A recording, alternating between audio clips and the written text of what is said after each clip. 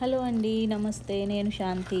Welcome to Shanti USA stories. ఈరోజు recipe వచ్చేసి Sunday special పచ్చి రొయ్యల ఇగురు. ఎంత ఎమ్మిగా వచ్చిందంటే చాలా బాగా వచ్చింది.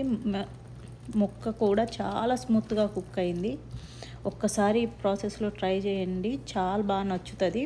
మంచిగా గ్రేవీగా స్పైసీగా చాలా ఎమ్మీగా ఉంటుంది. దీనికోసం నేను వచ్చేసి ఒక 1/2 kg చిన్న రొయ్యలు తీసుకున్నాను. దానికి అలా పైన కింద బ్లాక్ది ఉంటుంది కదా, అవి తీసేసాను. నెక్స్ట్ వచ్చేసి దీంట్లో కొంచెం ఉప్పు, అల్లం వెల్లుల్లి పేస్ట్ కలిపి పక్కన పెట్టేస్తున్నాను.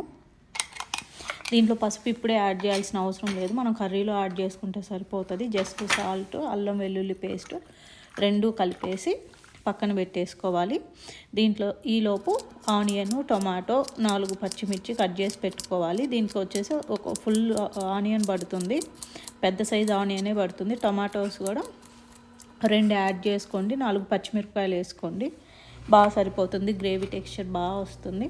దీనికోసం స్టవ్ మీద కడాయి పెట్టేసి దాంట్లో ఆయిల్ యాడ్ చేశాను. ఒక 4 స్పూన్స్ వరకు ఆయిల్ యాడ్ చేసి కొంచెం చెక్క, లవంగాయలు, జీలకర్ర యాడ్ చేశాను. దీంట్లో అవి కొంచెం ఫ్రై అయిన తర్వాత వెల్లుల్లి, ఆనియన్, పచ్చిమిర్చి ఇవి యాడ్ చేసి బాగా ఫ్రై అవ్వాలి. పచ్చిమిర్చి బాగా ఫ్రై అయిన తర్వాత దీంట్లో పసుపు యాడ్ చేస్తున్నాను. ఫస్టే యాడ్ చేయాల్సిన అవసరం లేదు. ఈ స్టేజ్లో పసుపు, సాల్ట్ యాడ్ చేసి ఇంకొంచెం 1/2 స్పూన్ అల్లం వెల్లుల్లి పేస్ట్ ఇక్కడ యాడ్ చేస్తున్నాను. కొంచెం ఆల్రెడీ రొయ్యల్లో యాడ్ చేసి పెట్టుకున్నాం కాబట్టి ఇక్కడ ఎక్కువేం పట్టదు, జస్ట్ 1/2 స్పూన్ సరిపోతుంది. ఇవి బాగా పచ్చివాసన పోయేంత వరకు ఫ్రై అవ్వాలి. ఆ తర్వాత మనం అల్లం వెల్లుల్లి పేస్ట్ కలిపి పెట్టుకున్న ప్రాన్ ఉంది కదా, రొయ్యలు, వాటిని కర్రీలో యాడ్ చేసుకున్నాము. ఇది వచ్చేసి మూత పెట్టేసి మంచిగా కుక్ అవ్వనివ్వాలి.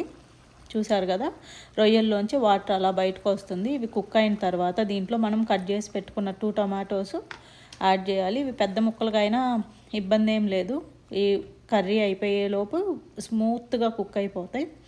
సో ఇవి ఇలా కుక్ అయిన తర్వాత చూసారు కదా, టమాటా కూడా మంచిగా కుక్ అవుతుంది. ఈ స్టేజ్లో వచ్చేసి మనం కారం, ధనియాల పొడి యాడ్ చేసుకోవాలి. ఒక ఫుల్ స్పూన్ కారం పడుతుందండి. ఈ కర్రీ స్పైసీగా ఉంటేనే చాలా బాగుంటుంది. కిడ్స్ ఉన్న వాళ్ళు కొంచెం తక్కువ యాడ్ చేసి కర్రీ పక్కకు తీసేసి పెద్దవాళ్ళ కోసం మళ్ళీ యాడ్ చేసుకోవచ్చు. 1 స్పూన్ ధనియాల పొడి, 1 స్పూన్ కారం యాడ్ చేసి బాగా కలిపేస్తున్నాను. ఇలా కలిపి కొంచెం సేపు కుక్ అవ్వనివ్వాలి. చూసారు కదా, ఇలా కుక్ అయిన తర్వాత దీంట్లో 1/2 స్పూన్ మిరియాల పొడి యాడ్ చేస్తున్నాను. ఈ కర్రీకి మెయిన్ టేస్ట్ వచ్చేదే ఈ మిరియాల పొడి నుంచి. ఇది అస్సలు స్కిప్ చేయకండి, కంపల్సరీ యాడ్ చేయండి. ఈ మిరియాల పొడి యాడ్ చేసిన తర్వాత కొంచెం కుక్ అయింది కదా, ఈ స్టేజ్లో వచ్చేసి పచ్చి కొబ్బరి మిక్సీ వేసి పెట్టుకున్నాను, అది 1 స్పూన్ యాడ్ చేస్తున్నాను. ఇది కూడా కర్రీకి మంచి గ్రేవీ టెక్స్చర్ని ఇస్తుంది, చాలా బాగుంటుంది. ఇదంతా పచ్చి కొబ్బరి కదా, ఇది బాగా కుక్ అయ్యేంత వరకు ఇంకో 5 మినిట్స్ కుక్ అవ్వనిచ్చాలి. చూసారు కదా, ఇలా పచ్చి కొబ్బరి కర్రీలోకి కలిపేసి ఇప్పుడు దీంట్లో కొత్తిమీర యాడ్ చేసుకోవాలి. ఇలా కొత్తిమీర యాడ్ చేసి ఒక 2 మినిట్స్ కుక్ అవ్వనిచ్చి ఇలా మంచిగా కుక్ అయిన తర్వాత మనం కొత్తిమీర యాడ్ చేసాం కదా, ఇది కూడా కర్రీ మొత్తం కలిసేలా కలుపుకుంటే స్పైసీగా టేస్టీగా ఉండే రొయ్యల ఇగురు మంచిగా రెడీ అవుతుంది. ఒక్కసారి ఇలా ట్రై చేయండి. దీన్ని వచ్చేసి మంచిగా రైస్ పెట్టుకొని ఎంజాయ్ చేయొచ్చు.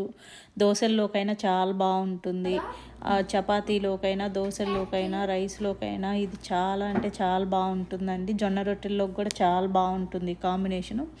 కంపల్సరీ ఒకసారి ట్రై చేయండి, మీకు చాలా బాగా కుదురుతుంది. మీరు ట్రై చేసి ఎలా వచ్చిందనేది నాకు కంపల్సరీ కమెంట్ చేయండి.